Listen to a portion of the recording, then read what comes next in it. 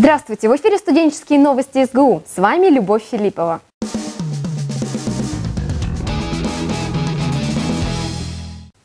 Наше телевидение следило за всеми этапами выборов председателя студенческих советов. Об исходе битвы престолов смотрите в репортаже Ирины Левковец. Сегодня день выбора председателя студенческих советов. В нашем университете выборы еще не успели приобрести тенденцию очевидности, а потому исход голосования остается загадкой. Каждый студент-очник мог отдать свой голос за того или иного кандидата. Для этого достаточно было прийти в свой институт и предъявить студенческий билет. Одними из первых в числе проголосовавших были сами кандидаты. Настроение прекрасное, победит не знаю кто. Настрой боевой, а по поводу кто победит, смотреть на это как на рестлинг. Число избирателей перевалило лишь за 19% от всех студентов, потому что заинтересованность учащихся была невелика. Просто не все активны, и не все, даже не все, мне кажется, знают о том, что нужно выбирать и кого нужно выбирать. Люди не заинтересованы в этом. Сейчас студенчество в основном есть активные ребята, но есть просто инертные массы, которых просто им сказали, они идут. Им не сказали, они не идут. Все было серьезно, поэтому на каждом участке были не только члены избирательной комиссии, но и наблюдатели за порядком. Все проходит в соответствии с правилами, и надеюсь, что так и будет происходить до конца выборов. В 16:00 студенческие выборы были прекращены, и начался подсчет голосов, после которого через 2,5 часа все решилось. Буквально через несколько минут нам объявят результаты. Выбор уже сделан, и новому председателю придется отвечать за свои предвыборные обещания. С результатом 712 голосов, это 67,1% всех проголосовавших, побеждает Сердитовский.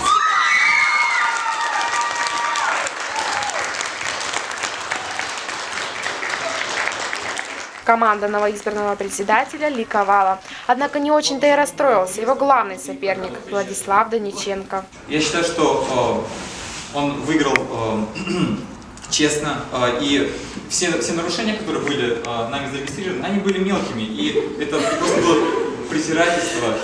И, в общем, да здравствует король! После объявления нового председателя Влада и Степу ждал неожиданный сюрприз. Их официально пригласили на встречу с министром образования Российской Федерации для обсуждения их дальнейшей деятельности.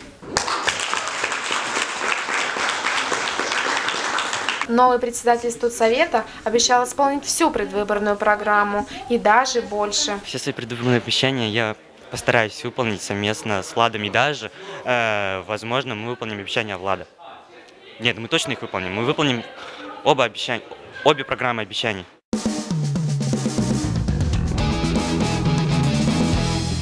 Сегодня по всей стране проходит Всероссийский день тренингов. Не остался в стороне и Сыктывкар. Профессионалы своего дела делились знаниями и хитростями в стенах нашего университета. Сегодня на базе Сыктывкарского университета проходил всероссийский проект «День тренингов».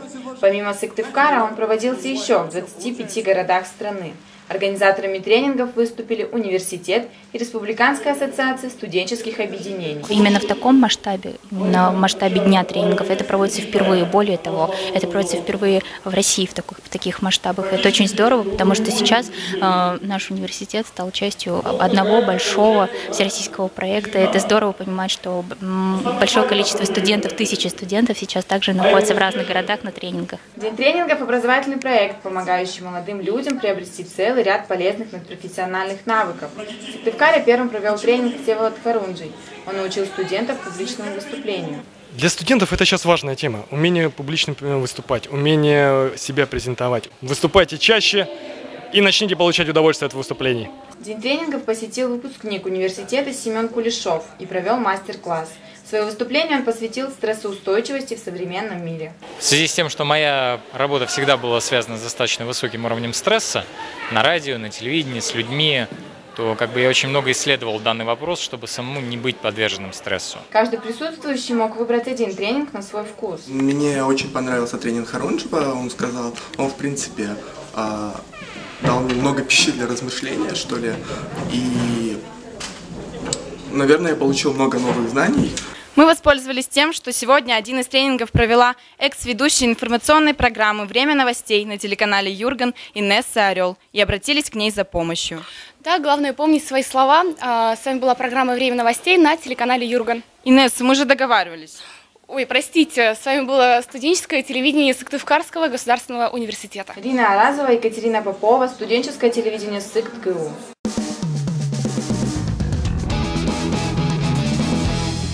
А недавно в соцсети появилось сообщение, что вокальный конкурс «Универвидение» возвращается. Организаторы до последнего сохраняли интригу, но нашему корреспонденту удалось узнать все подробности. Конкурс «Универвидение» уже успел полюбиться преподавателям и студентам нашего университета. Но за двухлетний перерыв многие успели соскучиться. Поэтому «Универвидение» возвращается. Как пообещал идейный вдохновитель этого конкурса Андрей Андреев, в этом году произойдет нечто масштабное и фееричное, но формат «Универвидения» останется прежним. «Универвидение» всегда славилось хорошими призами, потому что многие вокальные конкурсы, даже известные по России, ограничиваются исключительно какой-нибудь статуэткой и дипломом, да, и букетом цветов. Никакого там поощрения материального нет. Ну и профессиональное жюри в этом году будет, и оно будет составлено, конечно, из региональных наших известных людей. Ну, Михаил Львович Герцман всегда участвовал в жюри. Не исключено, что будут участники уже известных федеральных проектов, таких как «Голос», национальных отборов Евровидения и в этом году. Сыктывкарский университет на конкурсе представит небезызвестный Игорь Панюков. Времени осталось немного, а надо выбрать того человека, который уже уверенно держится на нашей сцене. Игорь доказал своими выступлениями на множестве площадок, как республиканских, так и на федеральных, что он достоин представлять наш университет. В 2012 году, тогда еще студент первого курса ИТНИТа, участвовал в отборочном этапе универвидения, но в финал, к сожалению, не попал. Сейчас на него возлагаются большие надежды. Я был вообще неопытный на первом курсе, все остальные конкурсанты были на третьем, на четвертом, на пятом курсе. Вот, поэтому я был не особо конкурентоспособен. И я не особо расстроился, что я на 8-м месте. Ну а сейчас уже думаю, что в плане опыта подрос и вполне могу защитить честь университета. На конкурс уже заявились вокалисты из вузов Твери, Омска, Иваново, Йошкар-Олы. И по словам организаторов, это еще только начало. Есть уже согласие около 10 вузов, да, мы пока еще принимаем заявки там, в течение 5 дней. И я думаю, количество будет больше. У многих студентов еще свежи воспоминания об универвидении прошлых лет. В 2011 году трофей достался студентке СыктГУ Валерии Безденежных. Лера исполнила песню, в корне отличающуюся от композиций других участников.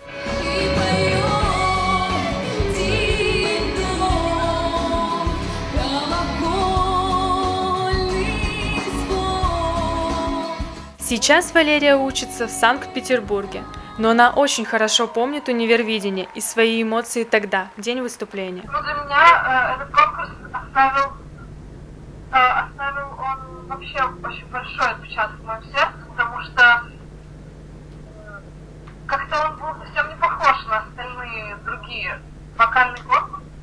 Студенты и преподаватели, а также все неравнодушные, смогут прийти посмотреть универвидение в КСЦ Ренова 30 ноября. Ксения Панюкова, студенческое телевидение. Уважаемые студенты университета, жители города, приходите обязательно на это замечательное мероприятие универвидения.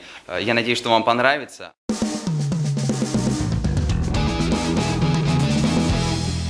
А на этом у нас все. С вами была Любовь Филиппова.